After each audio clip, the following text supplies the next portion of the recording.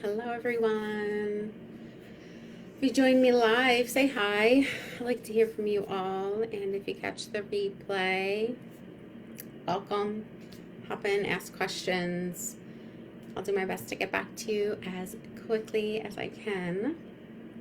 But I want to talk today about some misconceptions around creating a successful dream life and career, and how often I see this happen and have even experienced it myself, and how it's sad to see, and also it doesn't have to remain that way. And so I think these kinds of conversations are really important. It's funny, I wanted to hop on and talk with you all about this. And then a fellow therapist and colleague that I know and respect, her post popped up on my feed as soon as I logged in. And it was about how she really creates a space for her employees who happen to be therapists, to bring their whole selves and to feel supported as their whole selves, while also holding professional boundaries within their offices, but still creating a community culture within the workplace that allows them to bring their whole self. So I was like, oh my gosh, I saw that. I commented on it. I was like, yes, this is absolutely the conversation that I want to have today. That just further reiterates how important it is for us to be able to have these conversations. And also, it doesn't need to just be talk.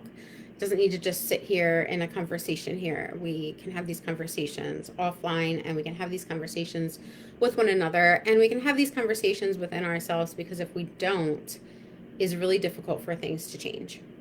With systems in the workplace, with systems that we put together in our own workspaces, if you're self-employed like myself, and just within our own selves and our beliefs and what we're willing to tolerate and what we're not willing to tolerate, and what our expectations are and what our expectations are not. And so I am glad that I'm hopping on and having this conversation with you. Also, hop in to the conversation if you feel so called to do so. But there's a little bit of this grass is greener mentality that I have seen happen a lot, and I'm wondering if you've seen it too. I know for me, I worked really hard earlier on in my career as a single mom to set myself up so that I could work in the school settings. And the reason I wanted to work in the school settings was that it allowed me to do the work I enjoy doing, which is my background's in social work, and I chose social work so that I could provide therapy, emotional support to folks that need it and want it. And I'd be able to do that in the school settings, but also I would be able to have this schedule that supports me as a mom, because I've always known I wanted to have 5 kids. At the time, I had 1 kid and I was a single mom, but I always knew I wanted to have 5 kids. I wanted to have this growing family, but I didn't want to not do work that I loved. I wanted to do both. So the school setting seemed okay, great, right? It seems like the dream schedule. And I think for many who want to be teachers or another profession within the school setting, that schedule can look great. I have an earlier release during the day. I have summers off, unless you're an administrator. Many administrators do not have summers off, and their schedules are different than what you might expect. But there is this idea that if I push myself really hard, if I work really hard to get into this particular setting, which in my case was the school setting, then once I get there, I will have the schedule that creates the lifestyle that I want. I will have this schedule that allows me to live the life that I want. Right? And so once I get there, the grass will be greener, right? The grass will be all nice and fresh. So that's the grass is greener mentality that I've seen happen with others and with myself. But here's what happens. I probably don't need to tell you what happens. You already know, right? But you get there, and then the grass is not greener. It is not exactly what you expected it would be. Even if you love the work, what happens. I'm not going to tell you what happens for you because only you know what happens for you. But I would encourage you to consider your perspective on this. If you've worked really hard to get into a particular setting or to create a particular schedule for yourself, and then what happens after you've worked really hard and pushed yourself really hard to get there, what happens? So for me, even though I really loved my work in the schools, and I wanted to be able to spend more time with my babies, and I thought that that schedule would be enough. I thought that that schedule would set that up for me. I found that for myself and for many others, it was different than expected. Now, the role that I filled as a school social worker and as an emotional support counselor and consultant is different than the role that a teacher fills or other support staff fills or other administrators fill. And so it is a little bit different for each person. I didn't necessarily have to work after hours, although sometimes I would catch myself doing that. I didn't necessarily have to purchase supplies for my students, although sometimes I would catch myself doing that. I didn't necessarily have to be on call, although sometimes I would catch myself doing that. But there are absolutely folks in the school setting that do find themselves needing to do those things. And so the grass, while it may seem that it'll be greener when you get to the other side, isn't necessarily greener when you get to the other side. And I'm curious, I know I have so many educators that are on my news feed and connected with me, and I'm curious to hear your perspective on this, what you have seen, what you've experienced around this, and how you have handled it, because I know it's a bit different for each of us. But I think the conversation we're having here today applies not just to us that have been in the school settings. I've worked in many settings providing therapy, emotional support and emotional and behavioral supports and things like that. I've worked in hospital settings. I've worked in community-based settings. And so it's not just in those settings, but this is really for, I would say, the bulk of service-oriented professionals, whether you are self-employed or you are salary employed. If you are service-oriented, if you are human-forward, if you're providing a direct service to people, this conversation, I think, is especially important. Okay, so even if you're not a teacher, or even if you're not in an education setting, I think that this is a conversation that can be really important. So I know that I saw so many teachers and administrators and support staff really struggle with carrying the load that comes with working in public school systems.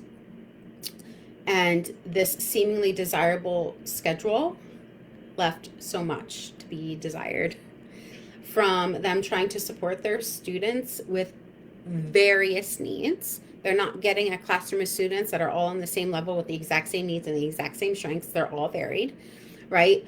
And meeting paperwork demands and deadlines, and then also deciphering the inconsistent or unclear communication patterns that happen across the tiers and affect their day-to-day work, and then advocating against or getting knocked down by unethical or unjust decision-making and political red tape issues, dealing with the pressure to be available after work hours, and as I said, for some administrators, even being on call had become a requirement, and then the adult cliques that can form as a result of an unbalanced, unsupported, or toxic work culture, navigating all of that while also trying to find some time to take care of themselves and their families was all that was on their plate. Regardless of whether that schedule looked dreamy and desirable at the gate, these were things that they were navigating. And outside of the school system, I've seen folks, professional folks that are heart-centered and want to help, struggle with these things too. In the hospital setting, I've seen this.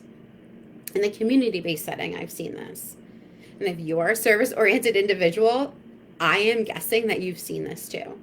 And so often colleagues would turn to me for support because I tend to come off as very, I've got this, right?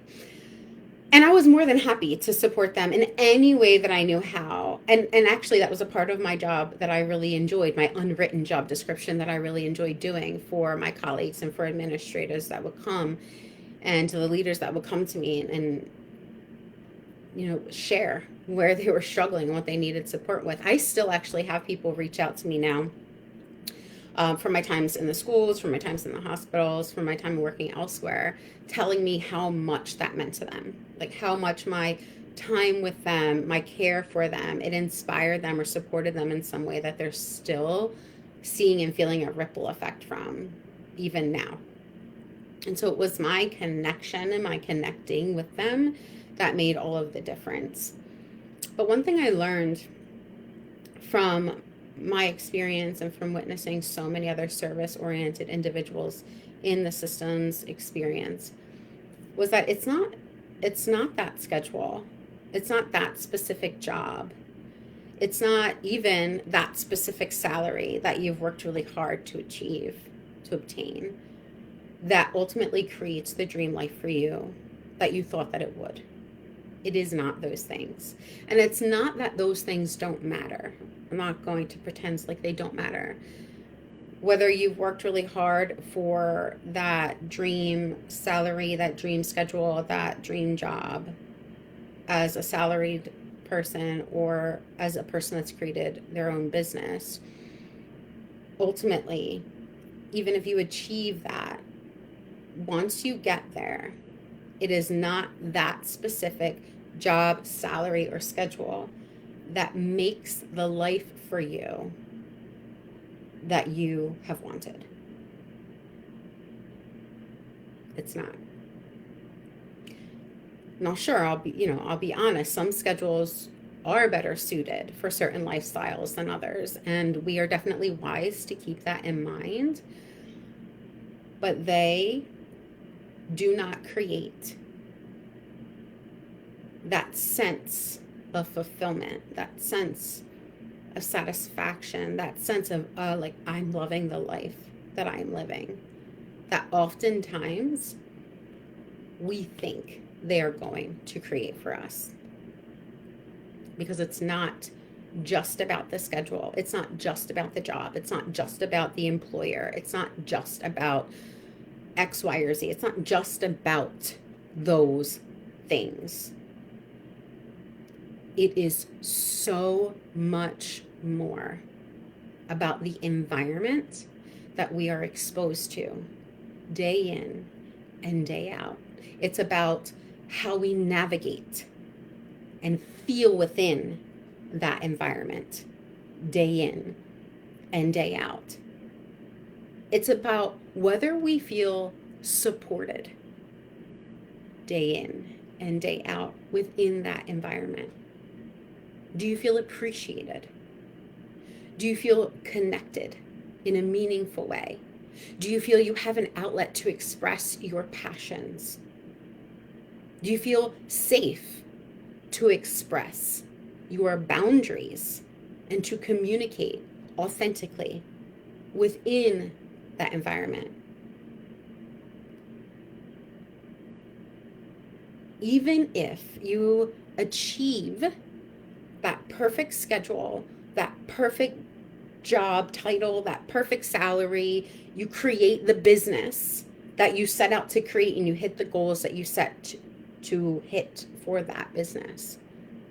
If none of these other aspects are happening, where you are being intentional about the environment you're exposed to day in and day out, where you are feeling supported and appreciated as you navigate that environment day in and day out,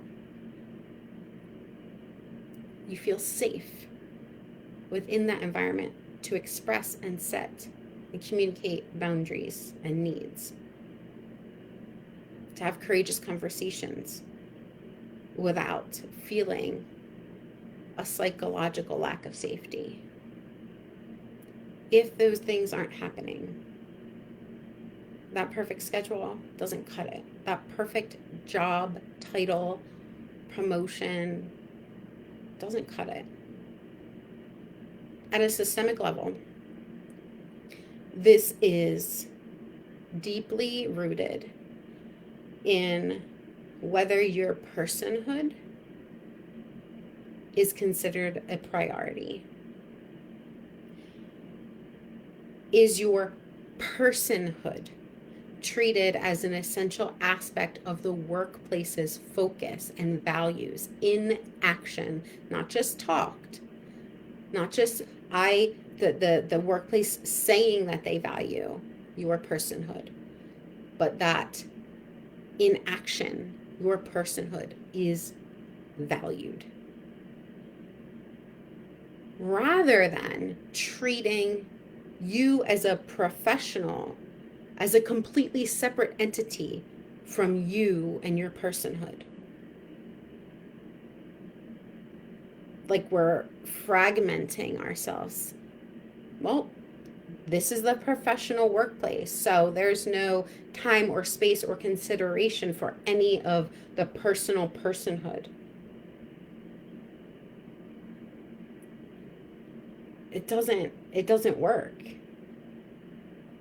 At a personal level, this conversation is about whether you are truly prioritizing your personhood as the whole multifaceted, multidimensional human being that you are, rather than you fragmenting yourself into boxes for the sake of being a professional,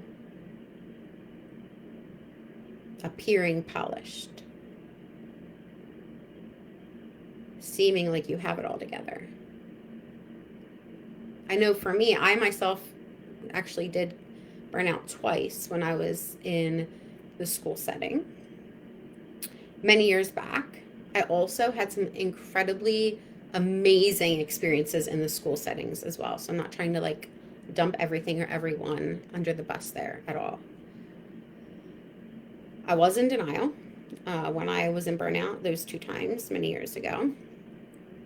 But thankfully, I did not stay in those spaces for too long. However, leaving those physical spaces, those environments, was not the whole answer. Because it wasn't just my place of employment that needed to change. In order for me to exit burnout, to recover from burnout, and to prevent burnout happening again, things had to shift inside of me. The way in which I interacted, the way in which I honored my personhood, that had to shift, and that can only happen from within me. This is such an important conversation, especially for us service-oriented individuals, especially for us self-employed individuals, because we can so quickly put other things on our plate and prioritize them above our personhood, and then separate our personhood from the professional work because we need to get things done professionally, because we need to come across as professionals that have it all together, because we need to hit professional milestones and goals and be profitable. And so the personhood and the personal will all just have to wait. But putting those things as separate from fragments us, and we are not meant to be fragmented. We function most optimally when we are integrated internally, when our internal systems are integrated. And so we need to really be true with ourselves and ask ourselves, am I separating my personhood from my professional? Am I doing that? And if I am, do I want that to change? Is it actually working for me? Am I feeling satisfied and fulfilled in the life that I am loving in and leading in and living in? Or am I not? Am I feeling disconnected? It is not just about the place that we work, the schedules that we have, whether we work for ourselves or whether we work for someone else. It is about so much more than that. Our personhood is not meant to be separated from us as a professional. This is why professional development that really helps create sustainable, right? That long-term change that holds its ROI, its value in the long run, also incorporates self-development, personal development. They're not meant to be 100% fragmented. Yes, we need to have boundaries, but no, we're not meant to fragment ourselves into separate entities in order to be this way or this version of ourselves here, but not here. Our personhood needs to be married with our professional. Let that sink in for a second. When we do this, it doesn't detract from our value as a professional. What I have found is that when we do this in a way that honors boundaries professionally and also honors our whole being personally, when we do it with intention, when we do it with a framework that is healthy, it actually amplifies our value, what we can offer the world, what we can offer our clients, what we can offer those that we are serving professionally, and how we can show up then in our relationships personally, as mom, as wife, as partner, as parent, as passionate human being that cares about showing up as a community member or as a woman of faith. It all actually pairs together really well and doesn't need to be fully separate. Doesn't need to be cut off from itself, from ourselves. We don't need to cut ourselves apart in that way. And so if any part of you is deeply resonating with this, like your soul feels resonance with it, or maybe your body is reacting to it, your eyes are getting teary-eyed, or you're having a sensation in your chest or in your gut, it is because you are being called for more, for different, for deeper, in some way. I can't tell you exactly what that way is for you. It's unique for each of us. I called that experience for myself the reset.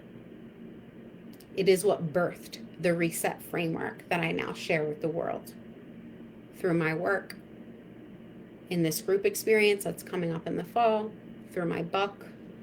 If you haven't seen it, you can get it on Amazon, or from me if you see me in person. You can call it whatever you want to call it. But if this is resonating with you, if it's causing a reaction in your body, it is because you are probably ready for something different, something deeper, something more, a version of a reset for you. Something that honors the whole of who you are without needing to sacrifice who and what matters most to you, or needing to fragment yourself into separate entities, as though you are not a whole being with many facets.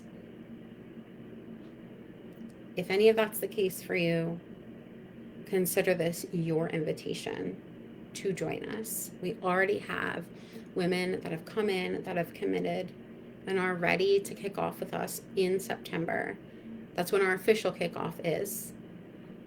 But when you join early now, you get added bonuses that you can actually have immediate access to starting today, starting as soon as you join.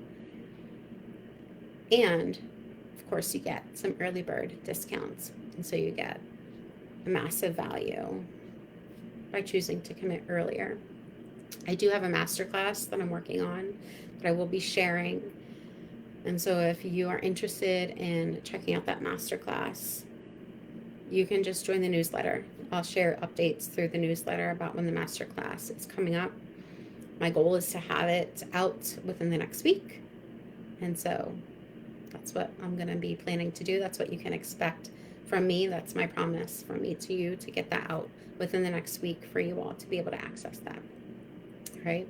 If you have any questions or you want to share this with anyone, you can. Facebook Lives only say alive for 30 days now, I think.